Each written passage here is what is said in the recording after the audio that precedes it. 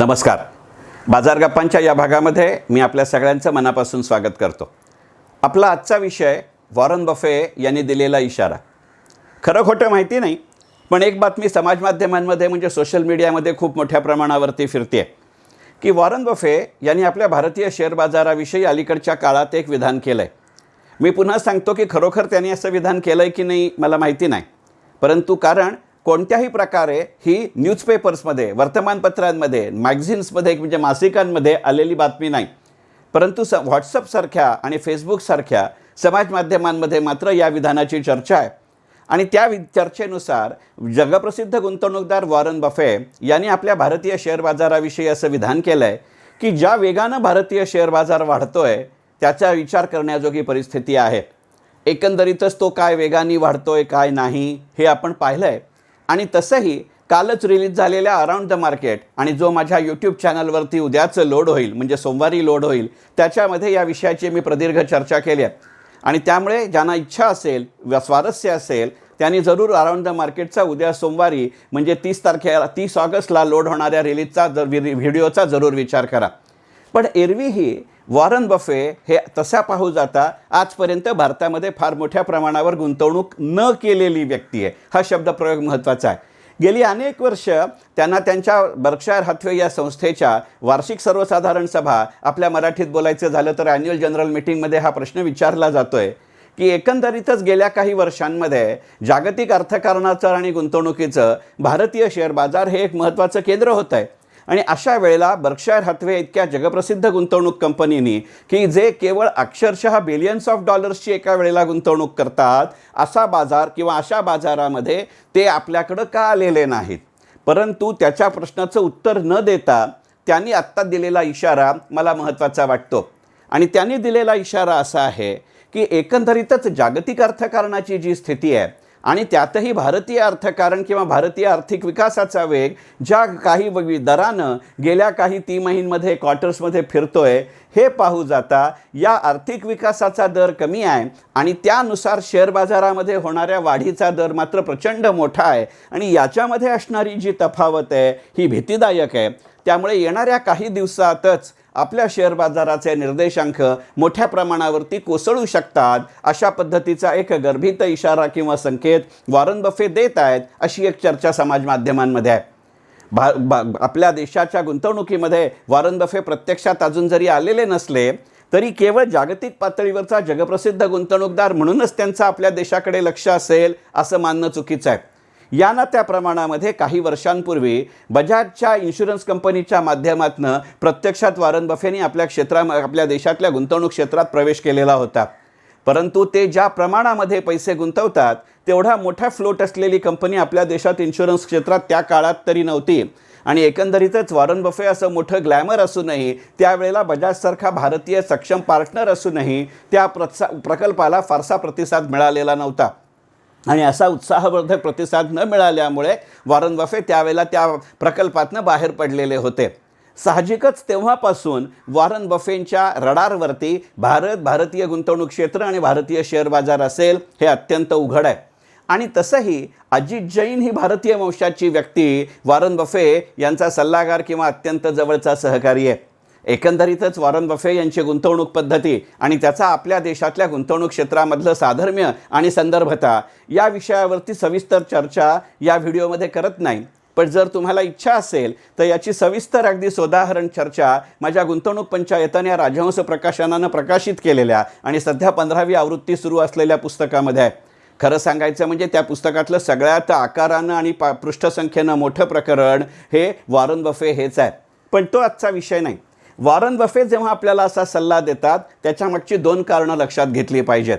मग तो सल्ला वॉरन बफेनी दिलेला असू दे किंवा तो दुसऱ्या कोणी दिलेला असू दे, या सल्ला देणाऱ्या व्यक्तीला भारतीय गुंतवणूक क्षेत्राचा प्रत्यक्ष अनुभव असू दे किंवा प्रत्यक्ष अनुभव नसू दे, ही गोष्ट तर अगदी नितांत सत्य आहे की गेल्या 5-6 तिमाहीमध्ये क्वार्टर्समध्ये ज्या वेगाने आपल्या अर्थकारणाचा किंवा आर्थिक विकासाचा दर आहे त्यापेक्षा साहजिकच आपल्या शेअर बाजाराच्या निर्देशांकाचा वेग जास्त आहे.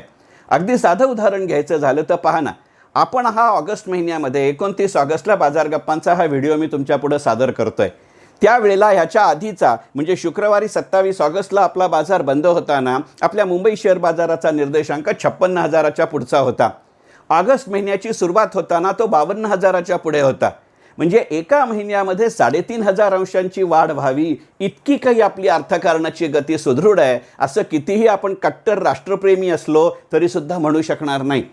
करोनाचा प्रादुर्भाव जगभरात सगळीकडे जाणवत असताना एप्रिल ते जून 2020 या पहिल्या तिमाहीमध्ये म्हणजे सध्या सुरू असलेल्या आर्थिक वर्षाच्या पहिल्या तिमाहीमध्ये आपण असं पाहिलं होतं की एकंदरीतच त्यावेळचा आपला आर्थिक विकासाचा दर हा -24% होता. विकास शब्द वापरावा की नाही अशी परिस्थिती होती. त्याच्यानंतरच्या जुलै ते सप्टेंबरमध्ये थोडी सुधारणा होत हा -24 वरनं -12 आला आणि त्याच्यानंतर या ना त्या प्रमाणामध्ये आपण सकारात्मक दिशेनं होतो. अर्थात जगातल्या इतर अनेक देशांच्या तुलनेमध्ये हा आपला विकासाचा दर चांगला होता आणि इतरही अनेक कारणांमुळे आपला देश हा एकंदरीतच जागतिक म्हणजे विदेशी गुंतवणूक संस्थांच्या गुंतवणुकीचं ज्याला आपण फायनल डेस्टिनेशन म्हणू असं झालं. एकंदरीतच फार मोठ्या प्रमाणावरती ट्रेडिंग आणि सेटलमेंट मेकॅनिझमची सक्षमता साऱ्या जगभरामध्ये आपला एकमेव देश आहे की गेल्या 1.25 ते 1.5 वर्षाच्या करोनाच्या काळामध्ये आपण एकदाही आपलं ट्रेडिंग किंवा सेटलमेंट सिस्टम एका दिवसानंही पुढे ढकललेली नाही. साहजिकच यामुळे आपल्या देशाच्या व्यवस्थांबद्दल जागतिक वातावरणामध्ये निर्माण झालेला विश्वास या कारणातनं ती गुंतवणूक आपल्याकडे जरी येत असली तरीसुद्धा ज्या वेळेला वेगवेगळ्या पद्धतीनं इतर देशांमध्ये आता करोनाच्या लॉकडाऊनमधनं रिलॅक्सेशन मिळत आहेत त्यावेळेला हा पैसा परत जाऊ शकतो का याचाही विचार केला पाहिजे. एक गोष्ट लक्षात घेतली पाहिजे की केवळ आपण जुन्या कर्तृत्वावरती विसंबून आहोत अशातला भाग नाही. अगदी आत्ता अलीकडे रिझर्व्ह बँकेने असं जाहीर केलं की 1 ऑगस्ट 2021 पासनं आपल्या देशामध्ये आता शनिवार रविवार सहित आठवड्याचे 7ही दिवस बँकिंग पद्धतीमध्ये व्यवहार होत राहतील. प्रत्यक्ष अकाउंटमध्ये डेबिट क्रेडिट होत राहील आणि हे जसजसं इम्प्लिमेंट होत जाईल त्याची सुरुवात झालीच आहे तसतसं कदाचित आज मी तिला T+2 असलेली सेटलमेंट सिस्टम T+1 किंवा T+0 पर्यंत जाऊ शकते. अगदी निदान T+0 पर्यंत गेली नाही तरी T+1 पर्यंत जाऊ शकते.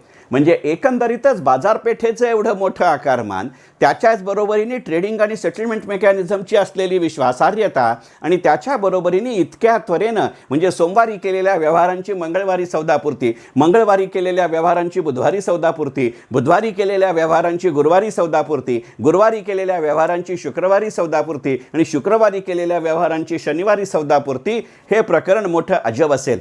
त्यामुळे कदाचित वृत्तीनं प्रवृत्तीनं आणि सवयीनं दीर्घकालीन गुंतवणूकदार असलेल्या माणसाला या वॉरन बफेसारख्या माणसाला कदाचित या अशा त्वरित होणाऱ्या सेटलमेंटमुळे इंट्राडे डे पोझिशन ट्रेडिंगचं प्रमाण वाढेल का अशीही भीती वाटत असेल का याचा विचार केला पाहिजे.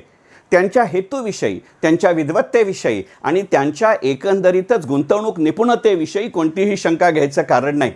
परंतु वॉरन बफेसारख्या अत्यंत देशप्रेमी अमेरिकन माणसाला असं तर वाटत नसेल की एकंदरीतच अमेरिकेच्या अर्थकारणापेक्षा भारताच्या अर्थकारणाची दिशा आत्ता जास्त आश्वासक वाटते आणि जेवढा जास्त प्रमाणामध्ये अमेरिकेतनं पैसा भारतामध्ये येईल कारण आपल्या देशामध्ये विदेशी गुंतवणुकीमध्ये अमेरिकन गुंतवणूक संस्थांचं प्रमाण नेहमीच मोठं असतं. आणि आपल्याला सगळ्यांना कल्पना आहे की वॉरन बफे यांनी नेहमी सातत्याने सांगितलं आहे की मी अत्यंत नशीबवान माणूस अशासाठी आहे की मी अमेरिकेमध्ये जन्माला आलो.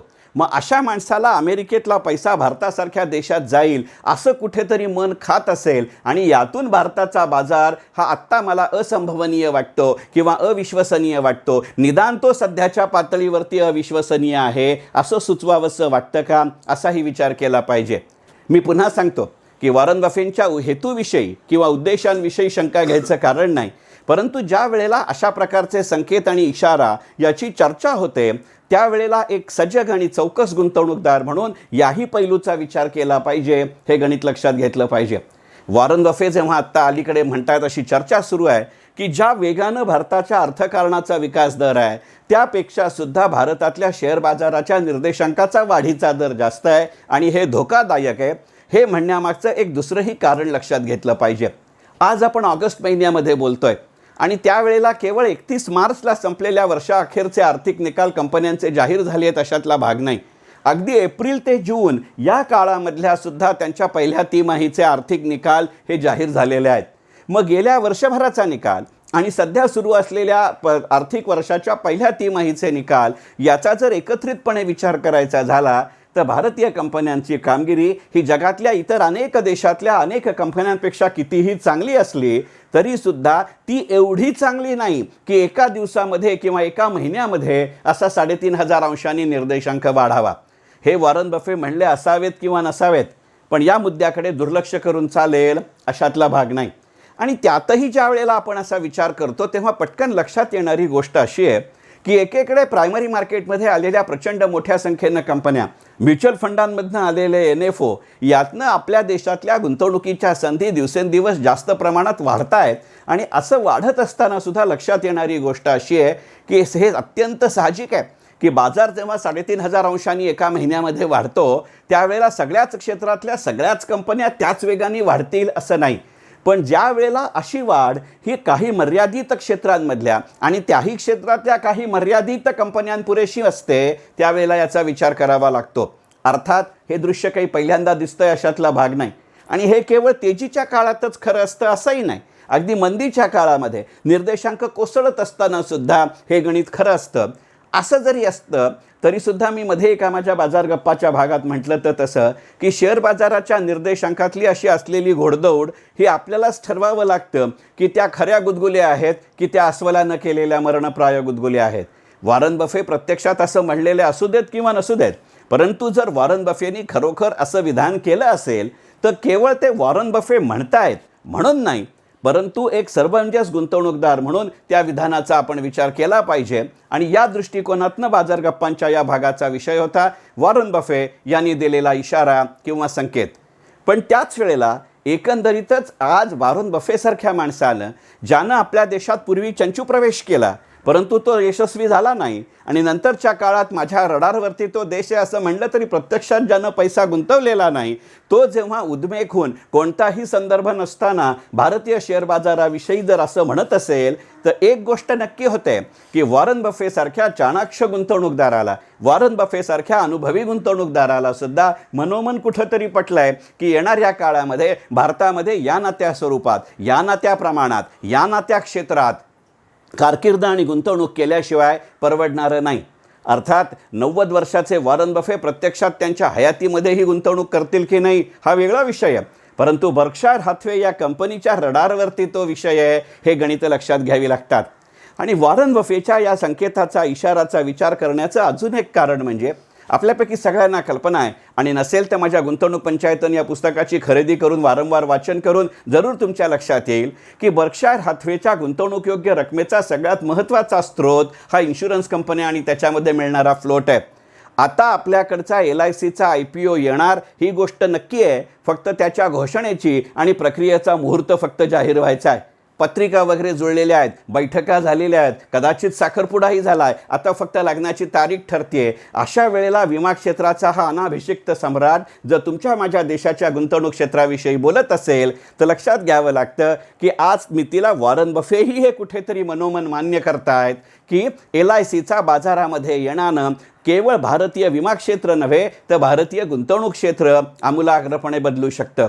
कारण LIC ही प्रत्यक्षामध्ये जरी एक विमा कंपनी असली तरी ते ज्या पद्धतीनं बँकांना भांडवल पुरवतात, ज्या पद्धतीनं सरकारच्या PSU डिसइन्व्हेस्टमेंटमध्ये काम करतात, आपल्या BSE सेन्सेक्सच्या बहुतांश कंपन्यांमधला तो सगळ्यात महत्त्वाचा भागधारक असतो. तेच NSE निफ्टीमध्ये होतं, तेच NSE 100मध्ये होतं, तेच NSE 200मध्ये होतं.